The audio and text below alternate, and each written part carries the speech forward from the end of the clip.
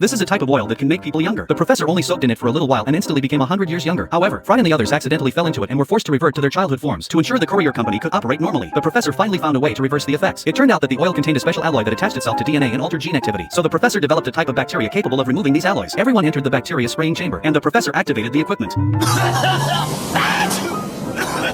But when the smoke cleared, they had all become even younger. The professor used a device to examine them and discovered an even more troublesome problem. Now, everyone was getting smaller as time passed. This change was particularly noticeable on Swabbert. If this continued, everyone would turn into embryos and eventually vanish completely. To stop this time reversal, the professor began a second round of research but struggled to find a breakthrough. Perhaps the noisy children made it impossible for him to focus, so he had to leave the children in Leela's care. While telling the children a story, Leela discovered a place called the Fountain of Aging and quickly reported this finding to the professor. By now everyone had become much younger and was on the verge of turning into embryos. The professor immediately piloted the spaceship to the Fountain of Aging. It was said to be located at the center of a dark galaxy. Upon arriving at the destination, the professor discovered a dying sun. The closer one got to it, the older things would become. So the Fountain of Aging must be on the sun. The professor searched the surface of the aging sun, and sure enough, a mysterious purple spring appeared. Swabbert slipped and fell into the spring, underwent a visible evolution, and finally turned into a fossil and dissolved away. Just as everyone was mourning Swabbert, his voice was heard once again. It turned out that Swabbert was a symbiotic organism. He had reverted to his original form. All his brothers had split off from him, and the one who had just jumped into the spring and died was his own brother.